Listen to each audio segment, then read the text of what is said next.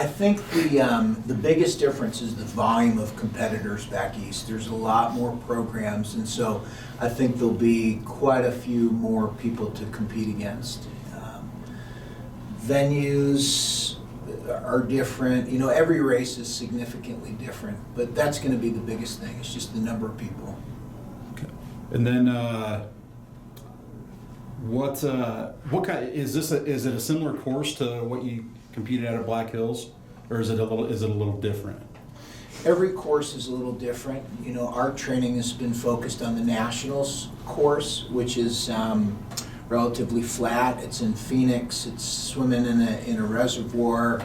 I think our training has done a great job to kind of simulate what the Nationals course will be like. Our assistant coach Bryant Howard was out scouting the course, and we've taken a lot of factors into consideration, including road surfaces and number of turns and where they occur and that kind of thing. He's done a great job with the technical aspects of the cycling, especially. Questions? Yeah, what are some of the things that you guys are really focusing in on right now? I would say right now we're going out to our nationals loop that we've kind of mocked up for ourselves out in the farmlands, and Coach Howard has really pushed us to make sure we are on those corners, making sure we're squaring off the turns, and making sure we're riding in the pack and just practicing 180s on our bikes a lot. You think that's going to really help practicing on the national course or national type course? Yes, especially when you haven't seen the course and you haven't ridden the course, it's kind of nice to get a little bit of a feel of what it could potentially be like, so come race day you aren't going into it blind. Yeah.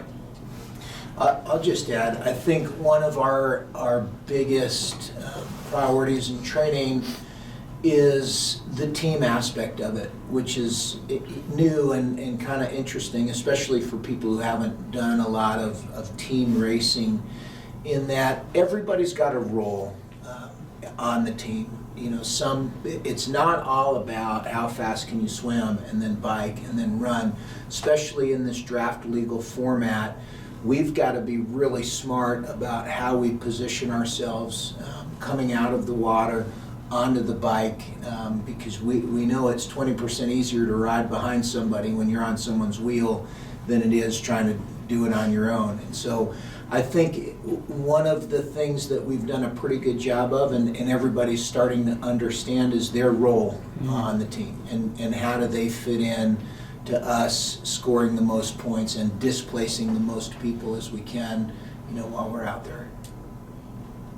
For that, is there some sort of pacing, or how does that kind of work to know what position for each person, kind of how you were talking about it there?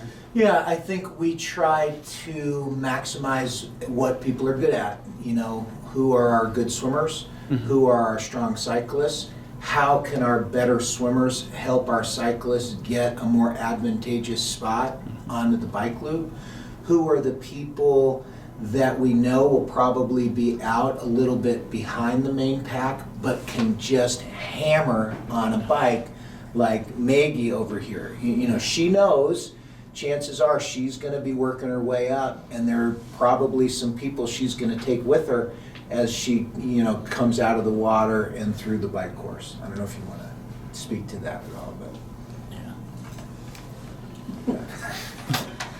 Oh, well, some people coming into triathlon, they might not have a background in swim, and people who do have a background in swimming are obviously going to be faster.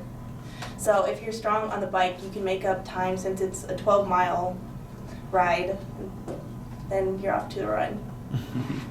So how do you go about when you're supposed to go further ahead than the pack, or when you really want to try to separate yourself? There's a lot of technique that you have to think about. Like, do you want to expend more energy getting up to the pack, or use a lot of energy riding on your own? Because like Coach said, it's 20 times easier to ride behind the wheel of the person in front of you. So it might be worth it, depending on how far in front the person is in front of you, to expend that extra energy so you can then calm down and draft.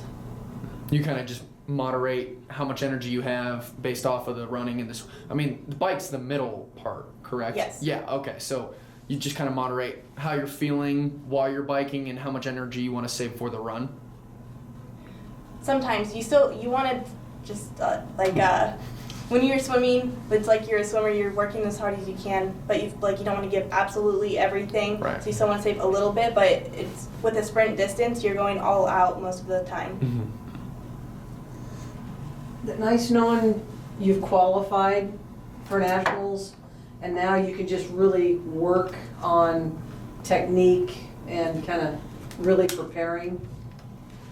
I mean, it's definitely calmed us down a little bit knowing that we are going to nationals and we really want to redeem ourselves at nationals and hopefully take that top spot since we didn't get there last year. But I think we have a strong enough team to hopefully do that this year, and I think everyone's ready to just get to nationals and go for it. Yeah, it's nice to have the qualifiers so early, so then you know, like Savanna said, the pressure's off, and you can focus on the specifics of what it's going to take once you get to the national championship. It's given us the freedom to get very specific with the type of training that we're doing. You have the swimming shirt on underneath the triathlon jacket. No, I'll Oh, try okay. today. Okay, you try today? At least for this 15 minutes. Yeah, and now it's off to swimming, and yeah. It's crazy. Yeah. How's that been trying to balance coaching both the swim and dive team and also the triathlon team? It's been wonderful and challenging. Like I said last time, I'm blessed with some great support and an amazing staff and very ambitious, talented athletes. And one of the things we try to do as coaches is empower the people in our program to take ownership of the process, you know, and if you can give them the tools that they need to be successful, then, you know, the synergy that's created, I think, is so much better. We try to create partnerships with our athletes and help them as best as we can. I kind of see us like a caddy, you know. We'll carry their clubs, we'll make suggestions, we'll give them an idea about what they got to do, but when it comes down to it, they toe the line. It's them, you know, and they've got to create that confidence that only comes through preparation and knowing that their process has gotten them where they need to be, as opposed to mine or any coaches. So, you know, it's a work in progress, and we're constantly evolving, you know, how effective that is. But our goal is always to help them take ownership of it. And so far, so good, I think.